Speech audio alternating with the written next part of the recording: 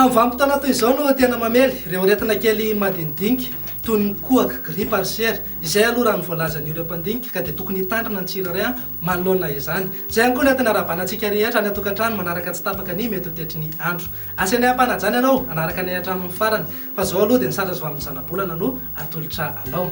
Vokatry ny fisian'ity front na rindrin-drahona aty atsimon'ny Madagasikara ity dia midina ny tsindrin'ny atmosfera indrindra ho aty amin'ny faritry ny afovoan-tany. Arak'izany dia somary mahazo vahana aloha ny volonandro fahavaratra na dia somary mitsotokotoko ihany aza ny orana.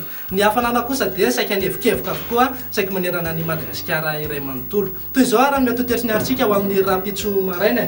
Azo erikerika manify aloha ny amin'ny manodidina ny Ambatondrazaka, Moramanga, Anjozorobe, manodidina ny Antsirabe sy Ambatolampy iny. Fa ny ato Antananarivo kosa dia saika andrahona ny andro. Torak'izay ihany koa ny aty amin'ny tapany avaratra sy ny avaratra andrefan'ny Madagasikara. Ho any amin'ny faritra atsimo iny kosa dia ahitana zavona aloha vao maraina aty amin'ny ilany andrefan'ny Otmatsatra sy Orombe iny. Fa rehefa misandrasandrasandro zany dia isava ihany. Faritra sisa rehetra dia andrahona vitsy ny andro na ifandimby ny rahona sy ny masoandro. Raha ho an'ny tolakandro kosa indray dia saika isitraka ilay oram-baratra avokoa saika manerana ny atotanin'ny Madagasikara iray manontolo. Fa ny faritra sisa rehetra kosa dia vinavinaina ifandimby ny rahona sy ny masoandro na somary andrahona vitsy ny andro. Raha ny maripana vao vinavina ho amin'ny rapitso maraina aloha dia 4 degré celsius any amin'iny manodidina ny Vakinakaratra iny. Fa ny ato Antananarivo Fianarantsoa kosa dia eo amin'ny 9 degré celsius eo avokoa. Morotsiraka sy ireo renivohim-paritany rehetra kosa dia saika eo amin'ny 20 ka hatramin'ny 5 degré celsius eo. Raha ho an'ny tolakandro kosa indray dia anevikevoka aloha ny andro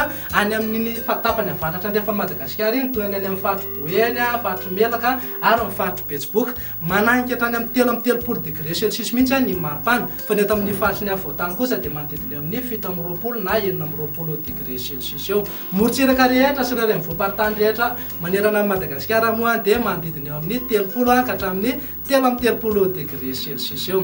Tsy adinonay ianao raha toa hivoaka ireo firenendehibe ivelan'ny Madagasikara fa ho an'ireo nosy kely ivelan'ny Madagasikara ohatra toy ny La Réunion dia ibalika be ingabe masoandro. Ho an'ny Comore kosa dia ololovan-drahona ny andro. Ny any Maurice moa dia azo orana malefaka raha no andro amin'ny tany kosa zany ho an'ny Seychelles. Ho an'ireo tanàn-dehibe ivelan'ny Madagasikara kosa indray toy ny Paris, Milan, Johannesburg ary any Bangkok any dia ibalika be mihitsy ingabe masoandro. Fa ho an'ny Nairobi no somary azo orana malefaka.